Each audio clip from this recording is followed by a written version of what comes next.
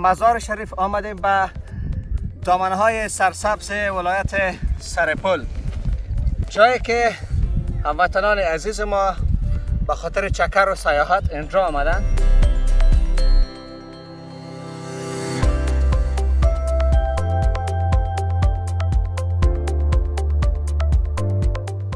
میگویند که امو چلگزی بابا در همینجا دفن شده بود و در زمان حکومت قبلی آمریکایی‌ها به این منطقه برای هیچ کس یا به مردم عام اجازه نمیدادند که به اینجا بیایند و از اینجا دیدن بکنند.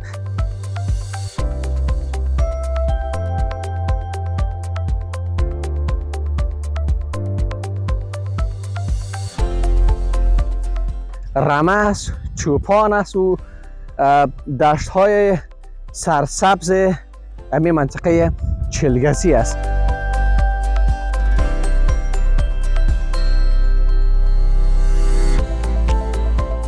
موضوعاتی که در سرپل خیلی نام دارد امو قورداغ سرپل است و در پهلوی قورداغ سرپل سرپل‌ها در پختن نان نابخدا دستشان خیلی بالا است.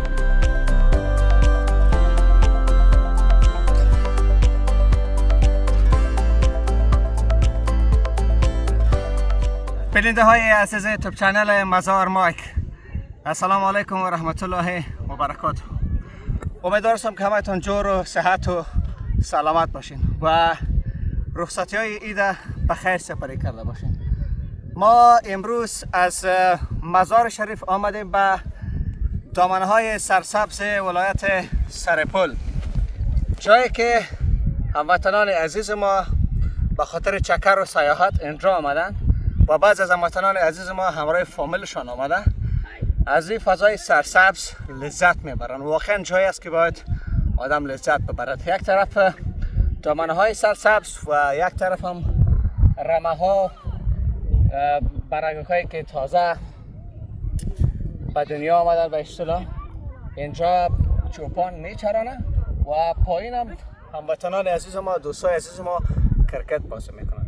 بعضی از هموطنان عزیز ما نمیفهم که اینا از کجا آمدن. خوب چوکی آورده بودن. این چوکی ها دیگه به خاطر سفر هستن. ما هم از این فرصت استفاده کردیم، چوکیشان گرفتیم، یک چند لحظه اینجا شیشتیم، گفتیم بیا یک چند لحظه هم برای شما درد دل بکنیم. امشب ما در ولایت سرپل هستیم و فعلا از همینجا لذت میبریم. اونجا دوستا و رفقا فعلا کرکت بازی میکنن. من خودم کرکت خیلی دوست دارم، در کنارش فوتبالم، ناگفتن امانت. و امشب یکی از بازی های جذاب اسپانیا هم است که بعضی از فوتبال دوستان مطمئن هستم که خبر دارن و تعقیب هم میکنن. به هر صورت ما چند کتبه یا چند تصویر از این فضای سرسبز بر شما میگیریم، بعد میریم پایین و اگر فرصت یافتیم با هموطنان عزیز ما هم درد دل میکنیم، صحبت میکنیم که از کجا آمدن. ما پیشتر صدای یک طفل شنیدم که عربی صحبت میکردن. شما میدانید که اکثریت مردم ولایت سرپل در عربستان سعودی کاروبار دارن، یعنی در اونجا کار میکنن، هتل دارن. امیدوار هستم که یک روز هم خدا نصیب ما بسازه که بریم به عربستان سعودی به خیر، به حج عمره، به خانه خدا بریم و بعد سرپلای عزیز ما را یا حاج صاحبای عزیز ما را از نزدیک ببینیم. تا آخر برنامه با ما باشید. ما از این طرف هم خوب تصویرهای جالب برای شما میگیریم و دوباره انشالله در خدمت شما قرار میگیریم.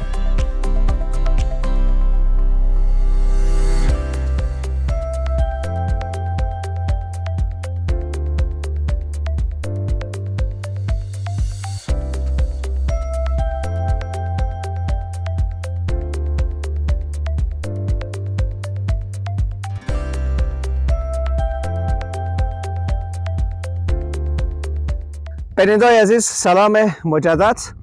ما از جایی که قبلا براتون معرفی کردیم او مربوط به ما منطقه می شد، اما امروز به یک جای آمدیم که یک تاریخ افسانه‌ای دارد.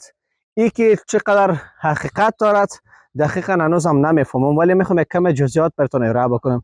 اینجا دشت های سرسبز ولایت سرپل است و در جای کمیل از من قرار دارم. این منطقه به نام منطقه چلگزی بابا یاد می شود. یعنی یک کسی بود در اینجا دفن شده بود که به نام چلگزی بابا مشهور بود. از همین خاطر تمام منطقه سرسبز را که شما میبینید شاید یک 25 دقیقه از شهر خود مرکز ولایت سرپل فاصله داشته باشه. در اینجا همین تاپر را که شما میلحظه میبینید در اینجا یک چوقوری است. میگویند که امو چلگزی بابا در همینجا دفن شده بود و در زمان حکومت قبلی آمریکایی‌ها به این منطقه برای هیچ کس یا به مردم عام اجازه نمیدادند که به اینجا بیایند و از اینجا دیدن بکنند. یعنی این منطقه را کلشان محاصره کرده بود. حدوداً 10-15 روز میگویند که مصروف کندن همینجا بودن.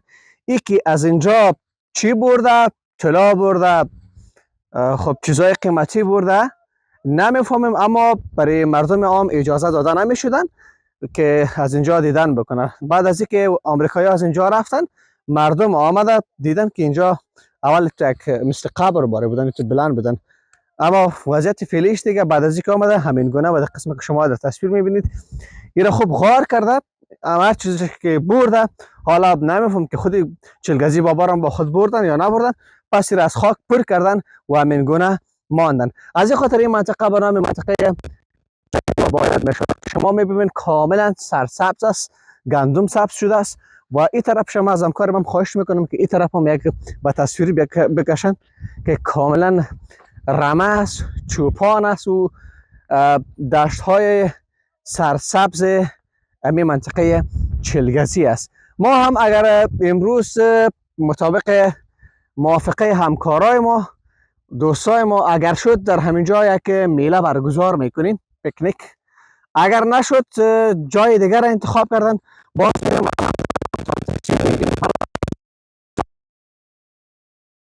نمیدانم که در همین جا همین محفل امروز ما را برگزار میکنیم، چون میمان برای ما آمده از قندار، اونا هم در راستن از مزار حرکت کردن.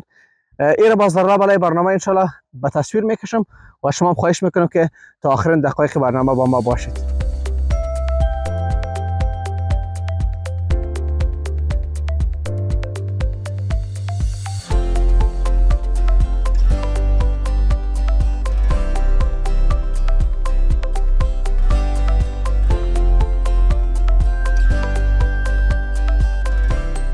بینندگان عزیز، ما از دشت پس آمدیم به شهر سرپل. یکی از موضوعاتی که در سرپل خیلی نام دارد همون قورداغ سرپل است و در پهلوی قورداغ سرپل سرپلیا در پختن نان نام خدا دستشان خیلی بالا است. نان گرمشه که تازه از تندور میکشه، اگر شما بگیرین نوشجان بکنین بخی دو سه تایشان هم نوشجان بکنین شاید سیر نشوین. به هر صورت اینجا حمام بود، ما رفتیم کالا را تبدیل کردیم، آمدیم از این نانوایی از این برادر ما، از این نانای شما اگر شد چند نانشان میگیریم تازه تو گرم و دوستایی که آمده منتظر هستم که از چوجان حرکت کرده بخیر طرف شهر سرپل یا ولایت سرپل. پس از مرکز ولایت سرپل میبریم به طرف یکی از دشت های سرسبز سرپل، اونا را میبریم اونجا اسکورتشان میکنیم و برشان از غذاهای مشهور سرپل که اما قورداغ است برشان یک قورداغ هم بخیر پخته میکنم. امیدوار هستم که از این طرف خسته کن نروه و شما یک تشکری ویژه میکنم که در یک شرایط اضطراری، در یک حالت اضطراری که ما سرپل بودم، این گزارش شما را دیده رسین، از این گزارش شما لذت برده رسین. ما بازم به خاطر جمیل قادری از همه تان یک پوزش میخوام، کسایی که از ما ناراحت شدین، چون هدف ما چیزی نبود. هدف ما فقط بود که اگر راست چه بگیم که چینل خود سرشان وایرال بکنم، ولی او یکی سرصفحه وایرال شد. با ما باشید، چند تصویر دیگر هم حتما برای شما میگیریم.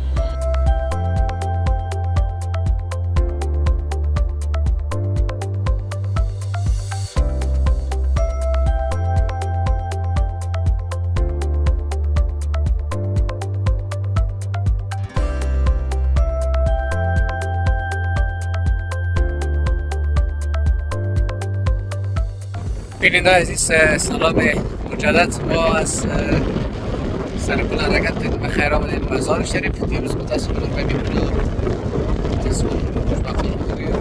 زیاد مصروف شدم و فرصت نیفتم که از اونجا یک گزارش بگیرم، چون امروز پس ما سفر دارم طرف مزار شریف. میکنیم در آخچه هستیم، بازار آخچه و مسجد که شما در بگرام میبینید دارد 12 سال دیده مسافری که از این قرار کیزا صبح میخوره باز ما طرف مزار شیخ حرکت میکنیم. ما برای دوستای محترم اینجا توقف دادیم میریم بخیر نماز چاشت اینجا میخونیم بخیر خدا قبول کنه. پس نماز شما هم باندیم بعد حرکت میکنیم میریم بخیر به طرف مزار شریف و روزا بگذارش بخیر شما تعامل بکنیم. فردا بخیر باز انشاءالله یک برنامه دیگه میگیریم. سرک عمومی را که شما در تصویر میبینید که بین موترهای طرف مزار و جا در حرکت هستن. همین لازم میریم ما بخیر که نماز چاشت خدا میخونیم. در اینجا باقی هم وطنان ما قسمی که تصویر میبینیم موترشون را توقف دادن نماز چاشتشون را ادام میکنم بخیر باز سفرشون را ادامه میدهن. ما هم بخیر همین گونه باز نماز را که خواندیم خدا قبول بگرداند در ریا نیاید چون بعضی دوستان باز اساسیت دارم به این موضوعات که شروع نماز هم میشه موضوع شرکت میکنی. به هر صورت تشکر از حوصله‌مندیتون، تشکر از حمایتتون. میفهم که هنوزم از مقدار است کارتون ششته باشد ما را ببخشید. گرچه ما گناهی نکردیم فقط کسی را برای شما مصاحبه کردیم که شما به مزاجتون خوش نخورد چون خوشتون نمیاد. هر کس از خود یک مخالفون و موافقین داره دیگه. باش من میرم کارم تو اساسا هم کار نشوری نماز بخونید باز خودتون قرار میگیرید.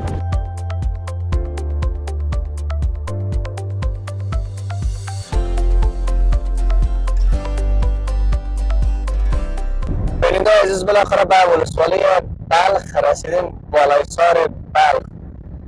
چند وقت پیش از اینجا گزارش گرفته بودم و باوری صاحب گفته بودن که منطقه ماست. باوری صاحب نه دیگه نام شما را همین جا آمد و نامتان در ذهن ما آمد. تشکر از شما باید بکنم که همیشه با اعضای فامیلتان گزارشات ما را تماشا میکنین. چینل تازه شما را کامنت بازم با دوستتان لینکشان در اشتراک بگذارین و به خاطر ادای احترام با شما و با منطقه که شما یک زمان زندگی میکردین همین تصویر گرفتم. تا برنامه بعدی همه شما را به خداوند یکتا و به همتا میسپاریم. خداوند حافظتون.